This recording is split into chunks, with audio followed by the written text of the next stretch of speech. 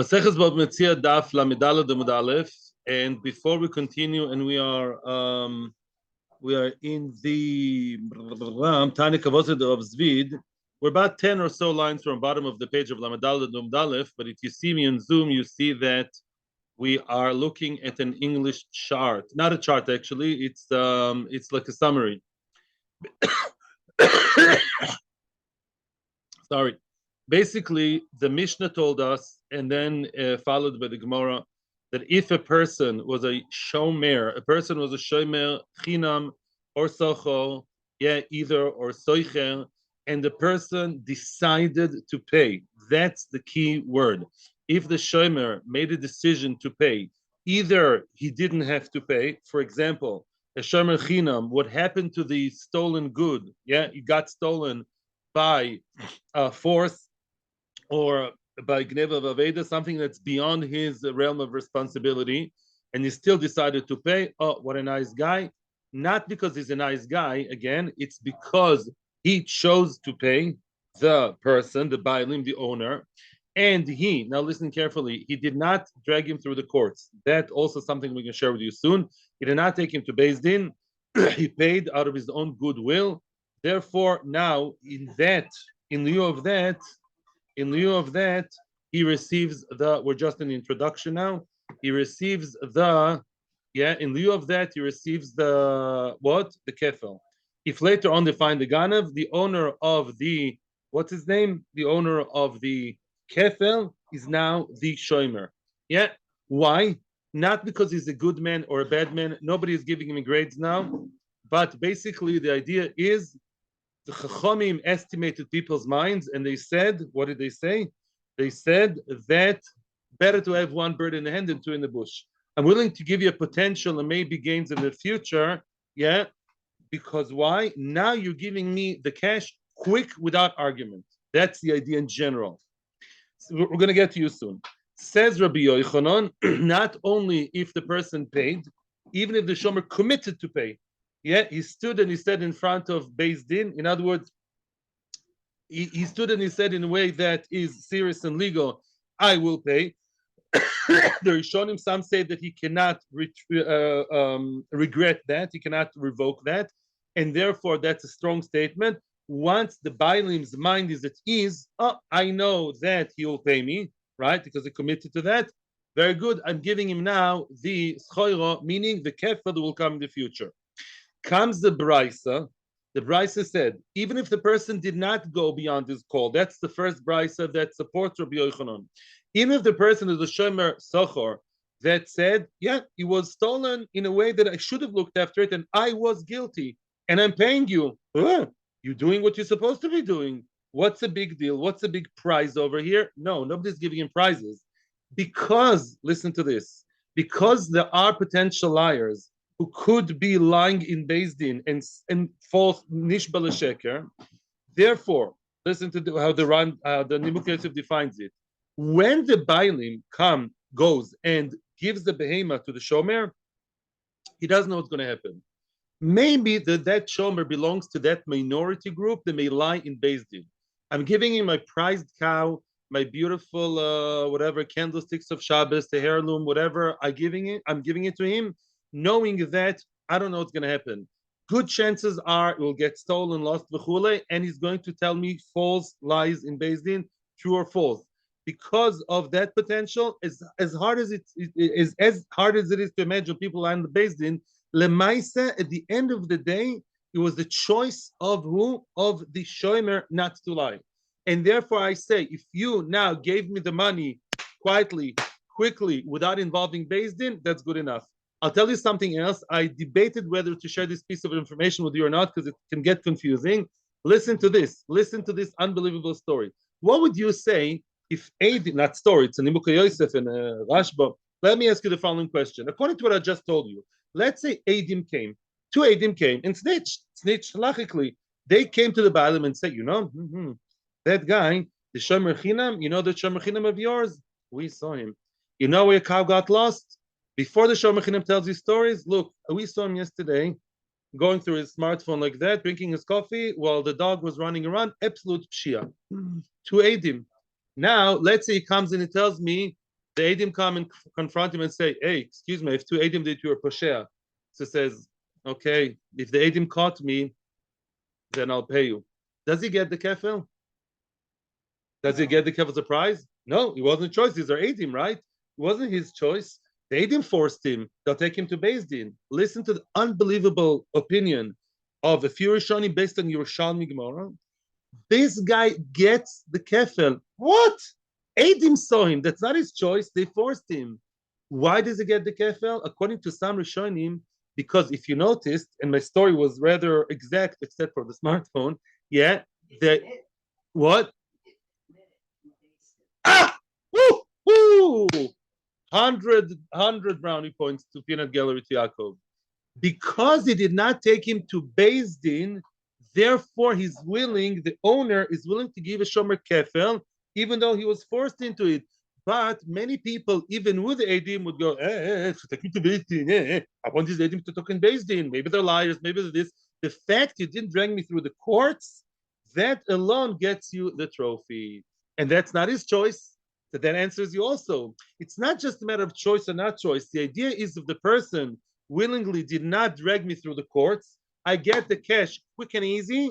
In that case, we say that the Bailim says, great, I am maknit to you the kefel in lieu of your good behavior, of you not good behavior. There's a good boy is not lying. Nobody gives prizes to people who don't do gimel averes chamors. The fact is, I got the money quickly, and it could have been otherwise. Legally, not legally, morally, not morally. You didn't take me to the courts, great. You paid me without going to court, wow, great guy. The fact to have the money quick and easy without being dragged, I don't have time to go to courts. I have Daf Yomi to learn. And therefore, that's the idea. That's the idea. Now, what about Shoel? The same applies to Shomer, Chinam, Shomer, Sochor. Now there are three opinions regarding Shoel, which I was very late at night that I emailed you the summary, but you check your inbox. We're not yet in the Gemara. Lamedaleh de Mudalef. We're Lamedaleh de Mudalef about 10 lines more. We're not there yet, though. What about a Shoel? What about a Shoel? Shoel is a different kind of story. Why? A Shoel, Rav Papa, in the first opinion of Rav Papa says that as opposed to other Shoimrim, the Shoel does not receive kefel at all. Shoel is not in the game. He's not in the game. Why not? What's the only potential thing a Shoel could have told me, could have lied? He could have said, Mesa machmas melocho. He could have said, as I was working with your animal, punkt, then it came to the end of its life. Yeah. And I worked with it normally. Yeah, the animal has, longevity. The animal is like a battery, like human beings also, until Olam Haba. Worked until it actually died in my hands, and it's okay. That is the only case a shoel would be exempt. For a shoel to say such a thing is very unlikely. Says Rav Papa in the first version, it's not something that people usually use as a lie, because it's a very, very far-fetched thing. It doesn't really happen. And therefore, you can't say that it was kill your own will. Yeah, in other words, a shoel, it's ki'ilu 100% of cases shoel always has to pay, because that option is really out of the box. So says Rav Papa, so the shoel is just not in that pair. Shoel, bad news for the shoel, I wrote in the parentheses. Bad news. Second opinion that quotes Rav Papa differently, they say a shoel is a great guy, meaning the fact that the shoel at the end of the day could have said Mesa Machmas Malocha, yes, he could have said that. It's very unlikely, very out of the box, very uncommon. Lamais, he could have said that. So it's like everybody else, which means what? That even if he says, I'll pay, he just uttered the magic words, I will pay, without going to Beis Din. I love you so much. You gave me the cash outside Beis Din, quick and easy. And you could have, in theory, far theory, you could have said, Mes Machmas Malacha, I'm giving you the kefel. When the Ganev will be found, the kefel will be yours. So this is all in the people's minds. They don't even say it verbally, but we read their minds. Chazal decided that that's how people normally think. Of course, by the way, I'm stopping in the middle of everything because I'm expecting the question and I'm answering the answer. I'm preempting because I know you guys are great guys. Of course, if the person made a different agreement, if I gave my prized watch to someone to look after and I said, this is on condition that you never get the kefel, of course it doesn't get the kefel, but I have to speak it out. The assumption, the axiom, the assumption is that under those conditions, the shomer would get the kefel if he gives me quick and easy pay. Third opinion, and we saw that yesterday at the very end, Rav Zvid quoting Abaye, and it seems like they agree with each other.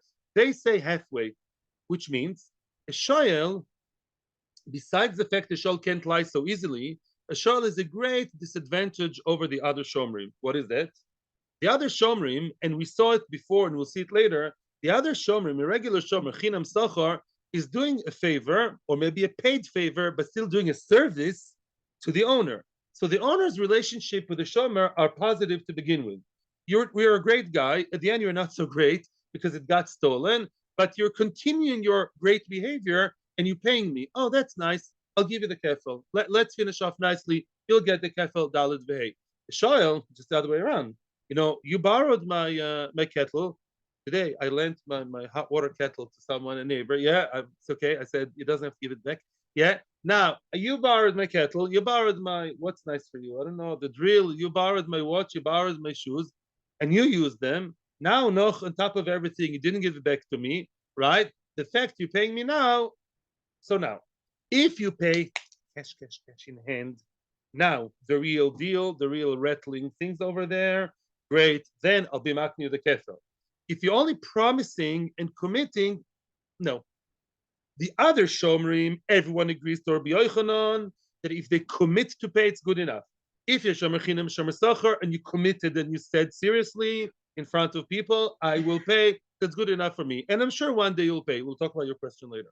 Masha enken is shoel. Well, if you really pay, okay, that puts my mind at ease. Great.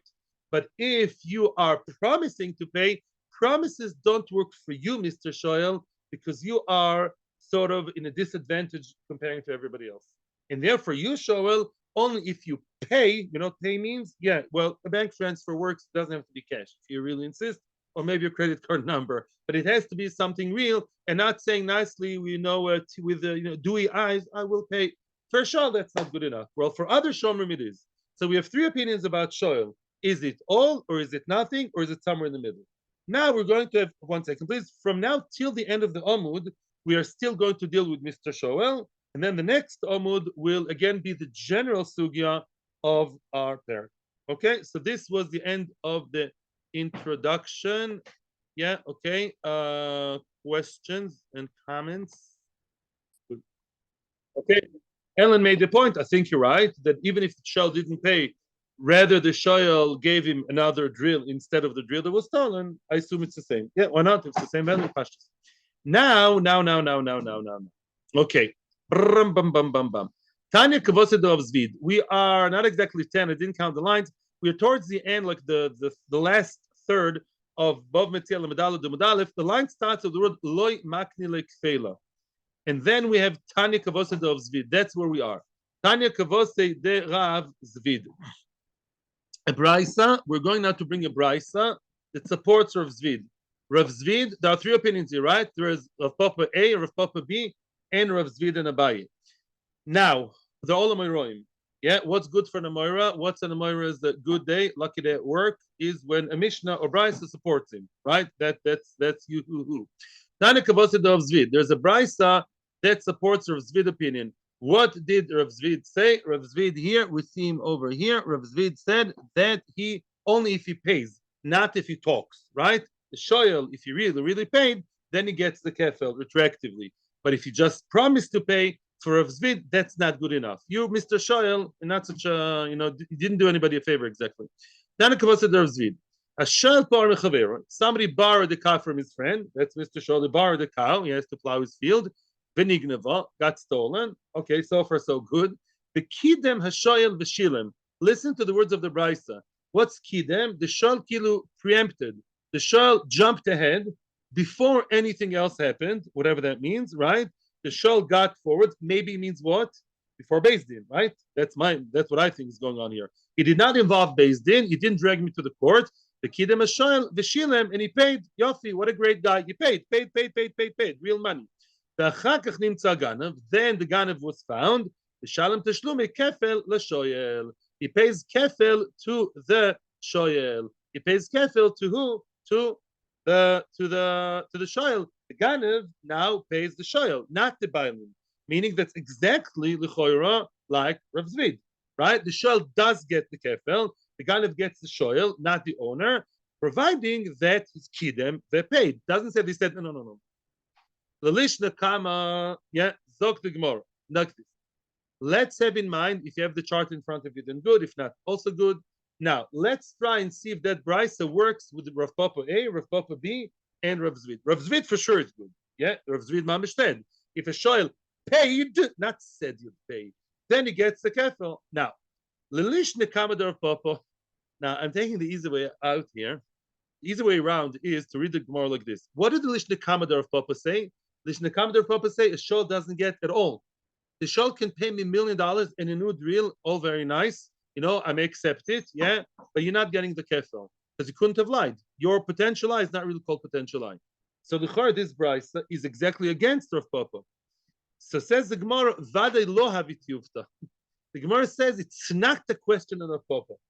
Rashi explains why, but it's a complicated piece, and I think it's a complicated sugya to begin with. So I'm reverting to the Rach. Rabbeinu Hananel says that the real girsa is havit yufta. Yeah, the brisa against Rav Papa is a question of Rav Papa. Rav Papa said the shoyl doesn't get paid at all, and the brisa says he does get paid, the kefel. So it definitely does not work with the first opinion of Rav Papa. Lalishna Basra. Oh, now what about Rav Papa's second lotion? What did Rav Papa say the second time? Rav Papa said that a shoyl is a regular guy. A shoyl is just like any other person. I don't care about the previous relationship. All I care about is the fact that I got catch quickly. That's all I want in order to give him kefel. Lishna Basra, Leimat Evit Yufta. Now, the Lishna Basra, is it a question of Rav Papa? Because what did Rav Papa say in the second Lishna? Only if he promises to pay, that's good enough for a shoyl.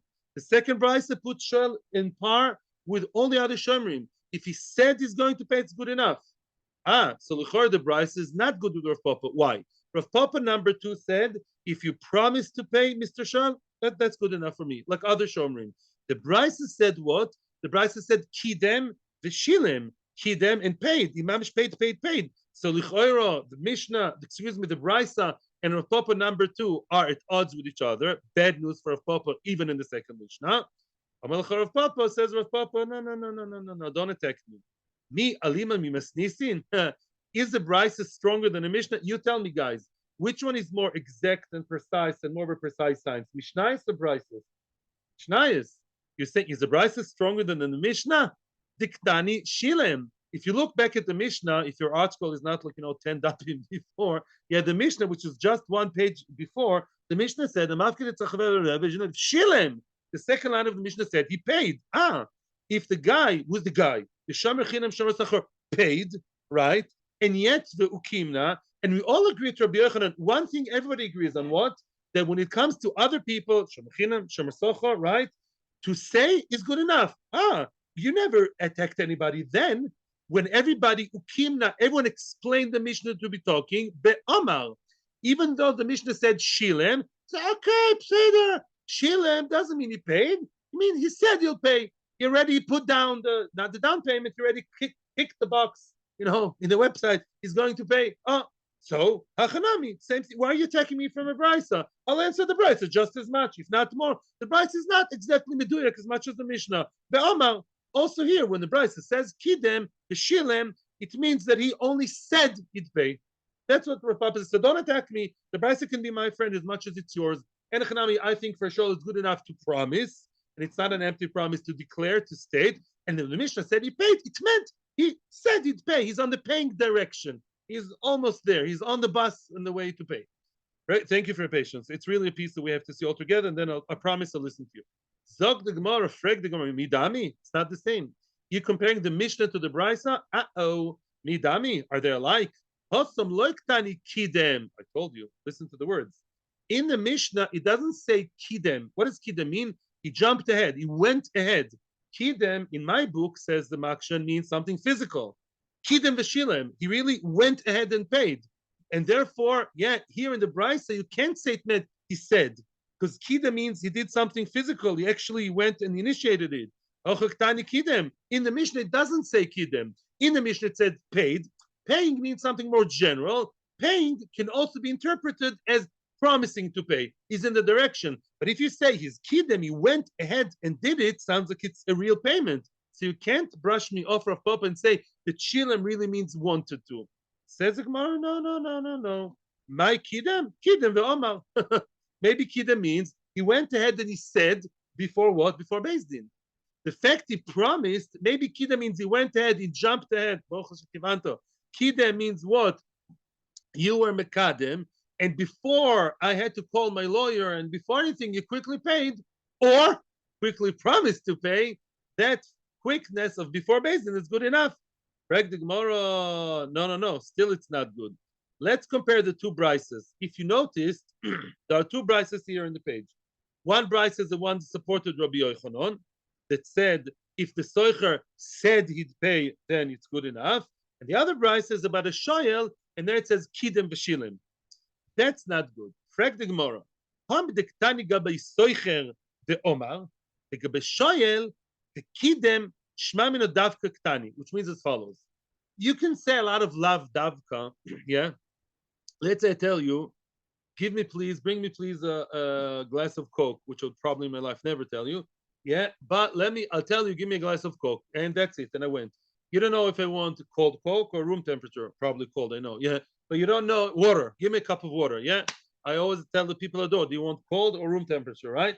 But let's say somebody tells you, I want water and I want juice. And together, the juice has to be cold. Then clearly the water doesn't have to be cold. I want water and I want juice and I want the juice to be cold. Then you can't say lav dafka. When I tell you water, it's lav dafka. Maybe cold, maybe hot, maybe room temperature, maybe grandma. That's water. But water and cold juice, mashma not, the water is not cold, right? Because it's mentioned together.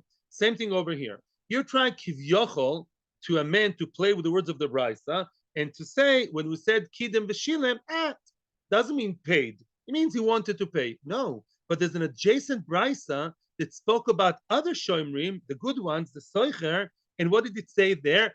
There it said, Omar. On them he said, a soicher that promised to pay gets the trophy, the kefel, and a shoyel that paid. Then, the dichotomy is too great. You see the dafka, when the Gemara wants, when the brisa wants to, and it's the same brisa one next to the other, then when the brisa wants to talk about wanting or willing or promising, it does. And right next door, Jason, there's a brisa that says, a shoyel paid. Then paid means dafka paid. Dafka cold lemonade, and not water cold. Yeah. So the Gemara, no. Midi gabe hadodi tanya? No. Those two brises were not mentioned together.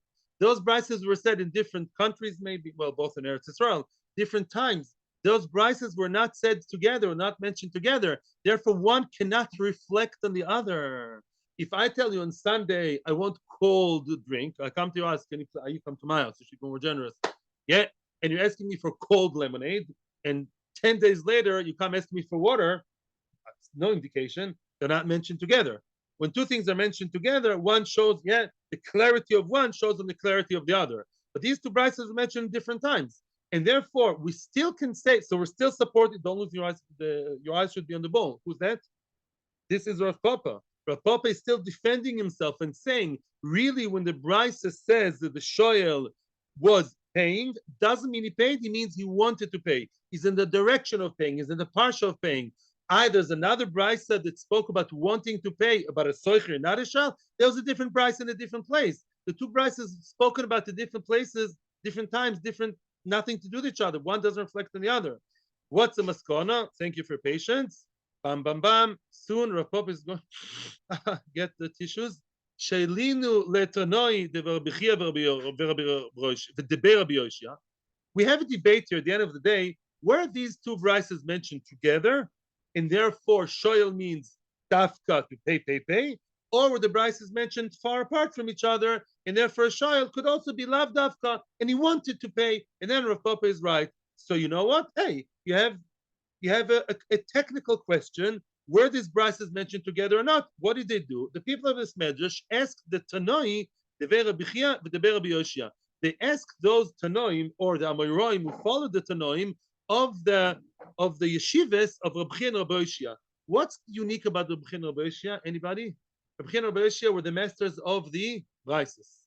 Just like Rebbe is the master of Mishnah, Rabbi Chia and Rabbi Yoshia, the Gemara in Chulin, Kuf Mem Aleph says, and many other places in Shas.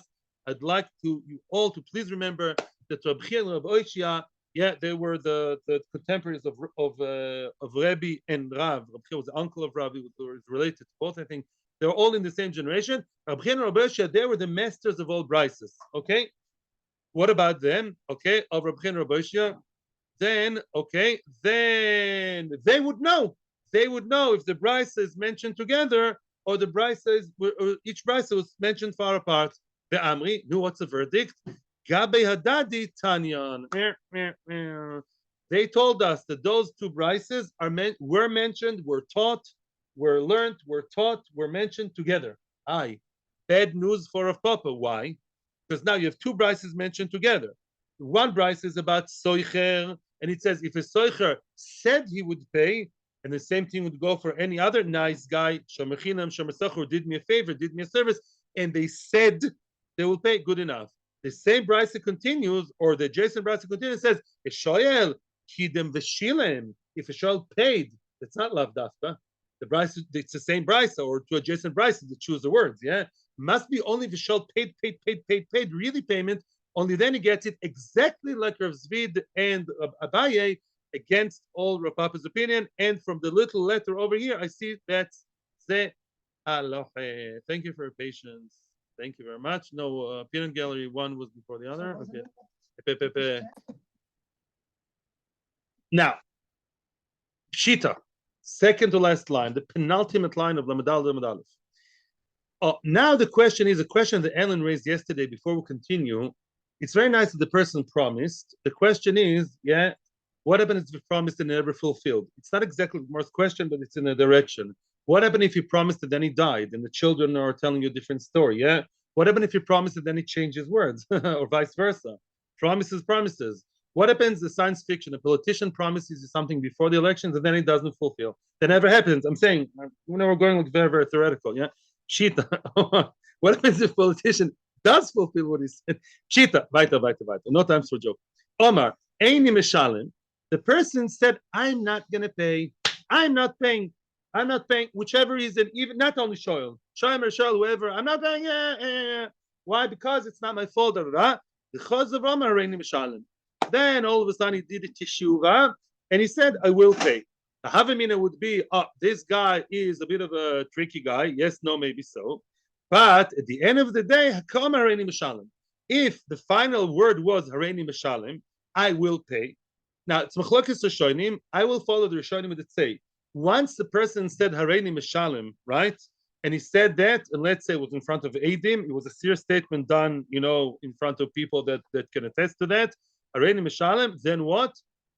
Then he gets the kefel. The founding gun, if he gets the kefel, although at the beginning he has his thoughts that he was arguing, if at the end of the argument they finished off with yes, he's paying, that's good enough. And he gets the kefel. If the ganav is caught, even before he pays, of course, later he'll have to pay. Yeah, that's besides the point. Ella, the question is as follows: Amar Hareini Mishalim. Let's say the person said, "I will pay." Yeah. The Chazal ve'Omar Eini Mishalim. Oh, the person said, "I will pay," and then he said, "Uh-oh, I won't. I will not pay." So now, what's the story over here? Let's assume that the person cannot really regret what he said, right? He said, "I will pay." Then he said, I won't. Actually, I won't. I don't like you. No, I won't pay you, right? Not my fault. Yeah. God defends him. So now, some Rishonim say that really he can regret what he said, but it's a big, big problem in the sugya. I don't want to follow that. He really can't change his words. So I would say the fact he said, I will pay, and then he said, I will not pay, is the second statement nothing? Not so simple. Zok the Gemara, mi amrin, and do we say, mehader kahodar bey? He does want to revoke his words. Although halachically he can't, who's going to force him to stand by his word? Let's say the person said, I will pay, I will hereby, I'm an honest man, and I will pay in front of the whole Amud Yomi, and then later said, no, I won't pay. You can really, force him to stand by his original word. How will you force him? No, where would they do? Bet Din. With the Eidim, of course. Yeah. Eidim alone can't call the police. Yeah, you're both right. So maybe this guy will take me to Beis Din. So took the whole Ganze Meise out of the story. You took the honey out of the cake, yeah? Yes, and then he said, I won't. So although he really legally can't, but as your colleagues just said, really, he's playing games with me now, which means I'll have to take him to BD. That's exactly not what I want. And therefore, if now the ganav is caught before he actually paid, I will not give him the kefel. He's playing games, and playing games is exactly what I don't want. Thank you very much. No, people say today we live in a moral society because if a person does this, he'll be taken to court. But why society has so many criminals, they have to be taken to court. Going to court, it doesn't mean that it's good, right? True, no? Or, oi, or maybe, let's interpret his words more favorably. Dilma bemil sekoi, maybe really, he really stands by his words. He really means to pay and never really regretted it. Maybe he is pushing and buying time. Remember at the beginning of the Masechta, Mr. Moide Miktsas, many times, people say, yeah, people mean to pay, but they are dawdling, they are, sort of hesitating, and they just buy time. So when the person said, I will pay, and he knows he can't regret it, and then he said, payment, did I tell you? No. He's only buying time. He knows they're going to come again. And as long as it pushes you, but does not mean to take you to Beis Din, right? In other words, the person is only buying time, he still gets the kefel. And it doesn't sound that there's any time limit. Obviously, if you get to the point of having to send a letter from Beis Din, maybe it changes, yeah? But if the person pushes you for a long time, as crazy as it drives you, Lamaise, he never goes to the Beis Din, yeah? He's only pushing you between the two of you. And therefore, it's not considered that he refused to pay, and he would still get the kefil even long time after. Kach nirali. I haven't seen otherwise in the Rishonim. But it's a question. Do interpret it as him revoking his words and being problematic mamish and trying to take me to Beis Din? Or is he a nice guy who's just buying time and he's just being slow? That's a question. There are 11 questions, all in the same direction. Question number 2. The guy said, I'll pay on his guy, the mace.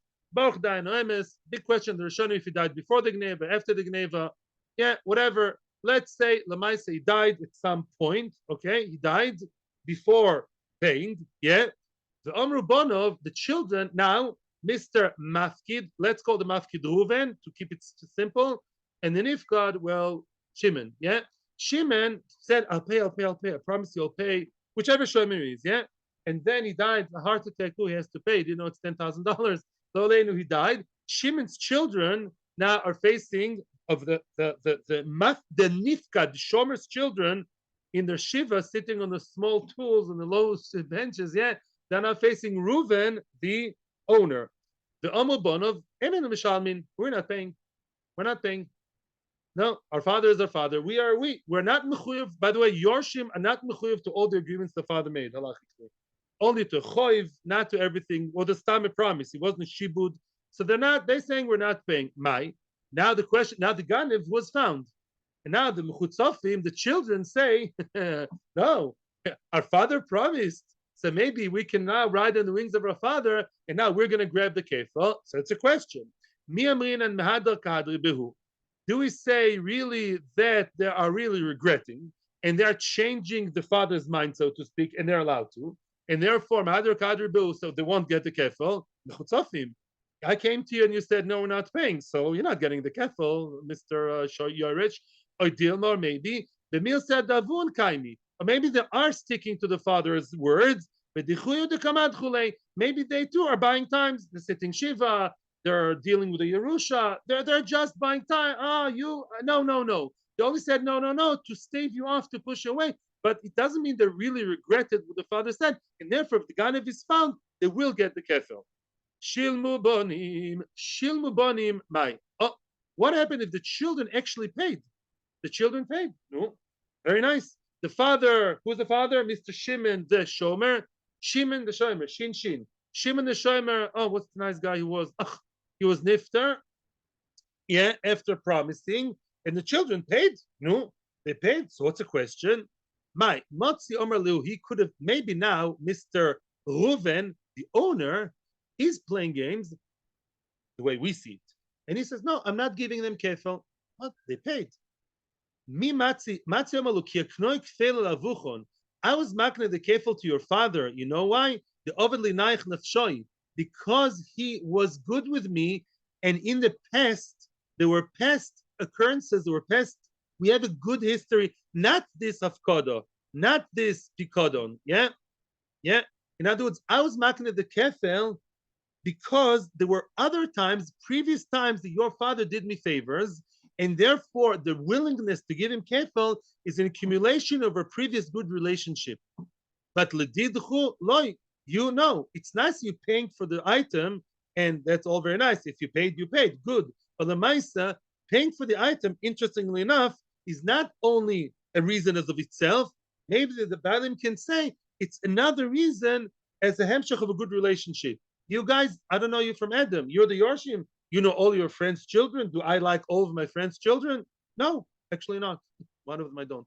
Yeah, in other words, better. Lav dafka. Or maybe loishna.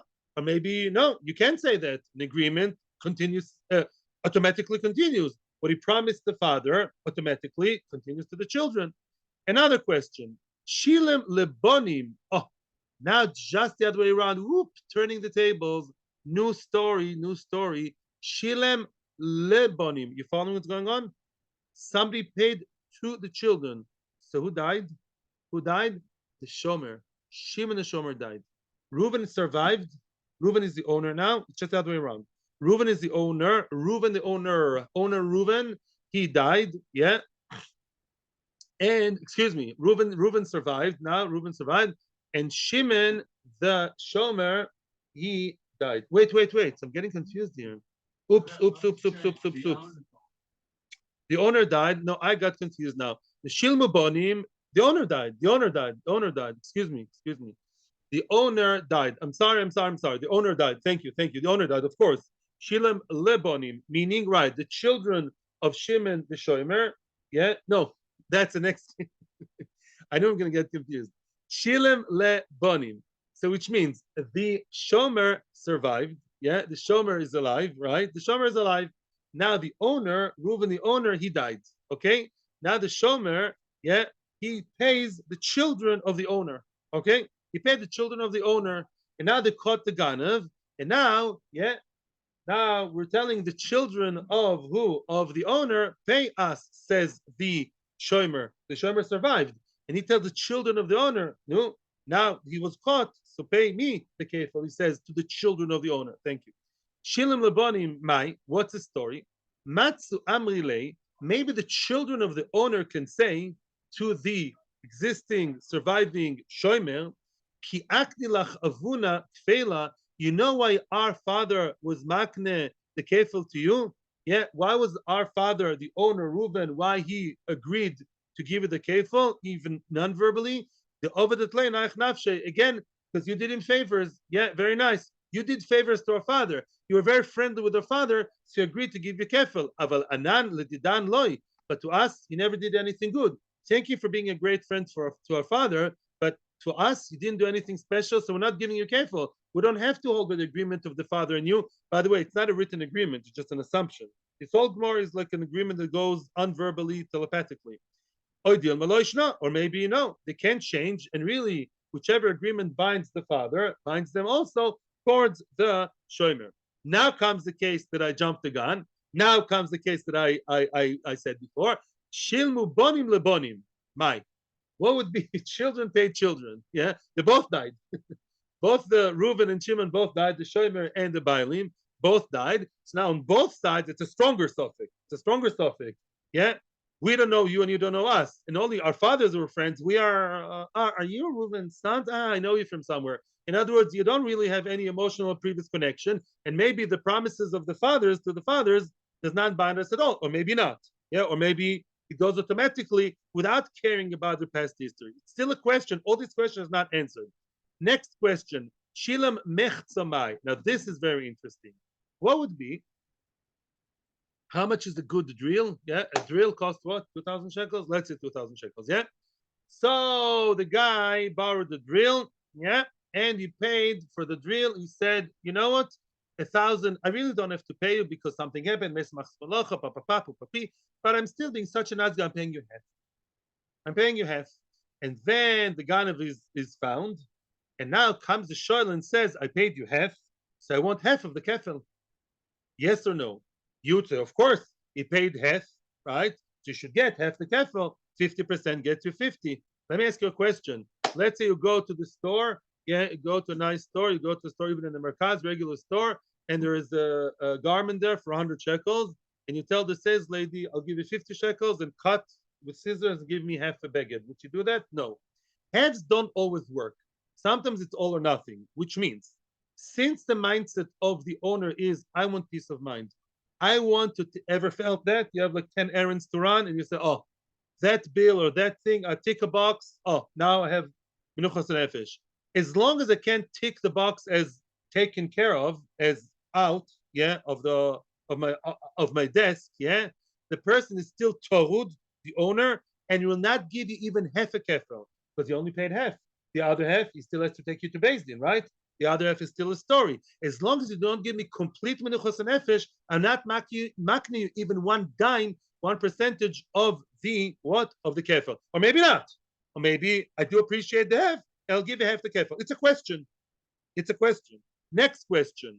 Shal shtei poros, says Rashi, the question of the two poros, let's say that is one drill and you paid me 1,000 out of the 2,000, I'm not giving you any kefil. You're still giving me a hard time in paying games.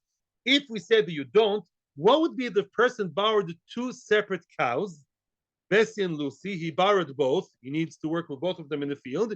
B'shilem achas mehen, and he paid for Lucy and not for Bessie. My, that's another question. Why is it another question?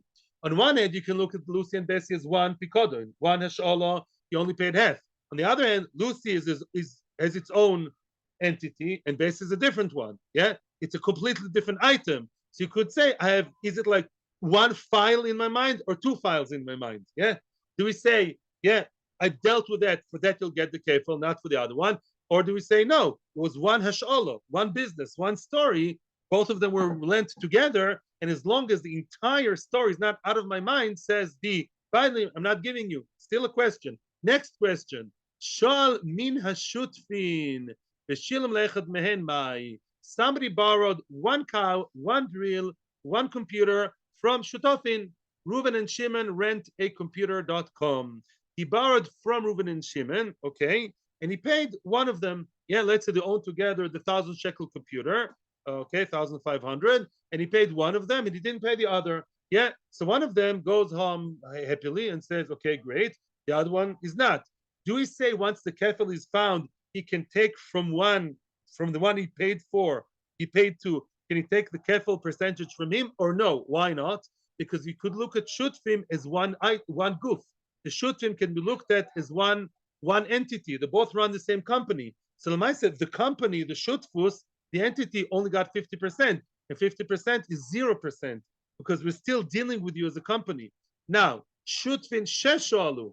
What happens if shutfin borrowed? Yeah, Reuven lent to who? To Yudah and Levi. Levi and Yudah worked together in the field, and Reuven lent them. The Shilam Echad Man.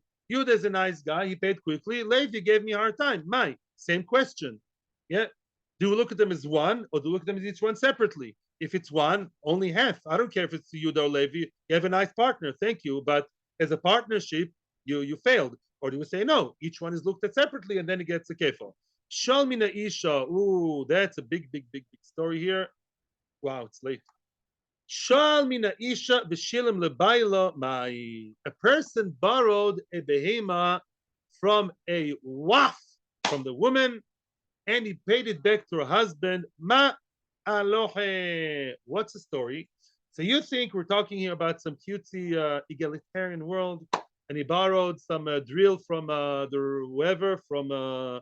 Rubenfelds. It happens to be the wife was at the door, and when he returned it to the husband. That's not the story. When do we have some kind of strange, interesting partnership between a woman and a husband? Nichsei starts with a mem. Milug, parents, you get all the prizes today. Nichsei milug. What's nichsei milug? Nichsei milug is usually karka, but apparently it can also be a behema or anything else. The body of the behema or the Toyota or the Mazda belongs to the wife. Yeah, she brought it before marriage, and the payers, the usage belongs to the husband. They're partners, but not exactly equal. He's not allowed to sell it or change it or paint it or do many things, because she owns the body, but the one driving it is him, and he's the one who's getting the gains. Now, that's a different story then. Shal Minaisha, he borrowed a behema from a woman, and she owns what? The body, and he paid back to her husband. and it's a beim of nichsa milug. What's the story then? The Rishonim ask, well, what's the problem? L'choira, the partners, right? And you gave it back to one, it's like giving back to the other. Yeah. Lemaisa, yeah. The kefel should go now to the husband and wife, right? Oh, sorry, he should get the kefel. Lefi Guf and Paris. The Rishonim explain differently. The Rishonim explain a lot of different explanations. I'll give you the best one that I could relate to. Let's say a person, listen to this beautiful, very, very gishmakulus. Let's say a person borrowed an animal from a single girl, self-made woman. She has a lot of money and she has cows. And you know what? She has a rent-a-car company. Rent a car, rent a cow, a car. She rented her car to someone. And what happened? Or she lent it to him. And then it was stolen. And then he wants to give it back to her. And when he wants to give it back to her, oh, that's so nice. He sees her with a tichel. I'm saying tichel, not shetel. He sees her with a tichel on her head and a marriage and a wedding ring. I didn't know I got married. So nice. Yeah, thank you very much. Now her situation changed. Why? Because when she lent it to him and she agreed that in case it gets stolen and she gets the kefel, 100% of the kefel, she'll give, 100% of the car, she'll give him the kefel. Now, when he's returning the car to her and the car is written in her ksuba that the husband gets the peros, so it's nobody's fault, but now the car is not fully hers. Now the car partially belongs to the husband because the peros, the driving actually belongs to the husband. So maybe the woman can tell him, thank you for paying us back, but I'm not giving you the kefel. Why not? Because the kefel, yeah, when I got it back, it was not the original agreement. Original agreement was when a single girl, alminas, I'll get the entire car back, then I'll give you kefel. Now you're giving me back half the car. It's not your fault that I got married. Not my fault either. I got married. Lemaisa, I got married. Lemaisa, now the husband owns half the stuff. That was not what I had in mind, honey. No, honey, she doesn't call him honey, chas v'shalom. Yeah, she says, Mr. Client, it's not what I had in mind. Maybe. That's a shaila. Can she say that or not? Stays in the question. Next question. Isha sheshala v'shilim baila. A woman borrowed, again, according to Rashba and many others, a woman borrowed a single girl, yeah, she borrowed, and then got married, and she's the one, her husband paid. Maybe now the client can say, I did business with you. You know, you're an honest person. I like doing business with you. With you, I made the agreement. The husband? No. Who says I'm willing now to give you kefel and give your husband kefel? He's a new guy in the story. Teku, 11 cases, and they all remain the teku. And therefore, we don't know what to do. And the Rishonim say over here, interestingly, Mom and Amud besofek choilkin.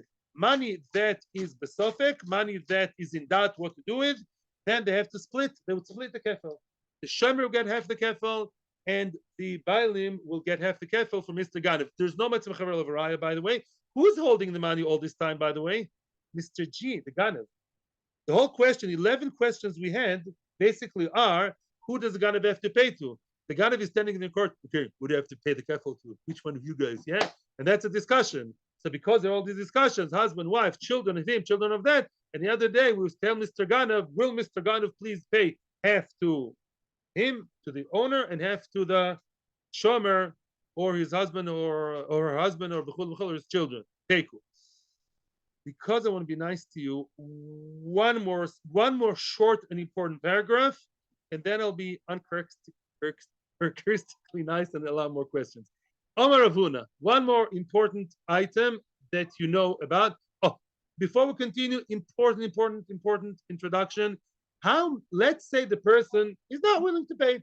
Sorry, I'm not willing to pay, and I'm an honest guy, and I will take an oath. Yeah, I will under oath state that I was not pushea, I'm a good guy. That's absolutely fine. That's an option. How many shvuos does he have to take in order to come out clean? 3 shvuos. Let's say, for example, shomer chinam, the easiest one. 1 shvu he has to take that he didn't pushea, was negligent. No, I was not on my smartphone, no drinking coffee. I was watching the animal very reasonably, and the animal just disappeared. Although I was looking after it, it happens, it was beyond my control, beyond my lagneva of it. Okay. Shvu number 2 he has to take, and that is that prior to the incident of the animal disappearing, and it wasn't your fault, I will believe you, but what? Very good. Very nice. That he didn't illegally use it. A shomer is not supposed to use the animal, right? He's not supposed to use it. If he did use it, it makes him a G, a gazlan. A gazlan, if he took the, let's say the guy, it's not a dog. Let's say he took the cup. Yeah, he has a nice silver becher. He used it once for kiddush. At that moment, once he picks it up to use it without the Baalim's permission, it becomes a gazlan. A gazlan has no ptur. We have no mercy on gazlanim. Once a gazlan, even though he put it back nicely in the cupboard, and 2 days later it was stolen, then he's always chayiv, even be'oinsin, even if armed robbers came. Why? Because once you used it 2 days ago or a month ago, some time ago, you have a different title, different status of a thief. A thief, thieves we're not happy with. I'm sorry. So he has to swear a second shvua that, I'm not sure about the order, by the way. He has a second shvua that he really never used it before illegally, without permission. Third shvua is that it's not in your house. Because maybe, right? Maybe the gazlan, yeah, he's lying. He's telling me that he was not pasha, never used it, and maybe the gzela is still in his house. Yeah, he's laughing, and maybe and that he has to be nishba also. Amar Avuna. That we're talking about a guy who does not pay. Up until now, we spoke about a guy. There was Rav Yosef, I think, statement, the Daf Bava Amud Aleph, you can look. That was about a person who says, no, I'm not paying, I'm swearing, and I'm right, and I'm good. What about the person who decides, our good guy from the Mishnah, Mr. Nicey Smiley, no BSD, I'll pay you straight away.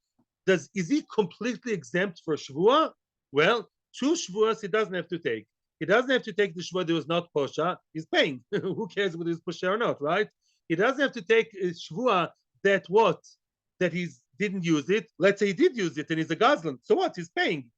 But the third Shvua he has to take. Think why. Look at the Gemara and then think. Omar Avuna. 1 shvua remains, even if the guy pays money, he still has to take a shvua. He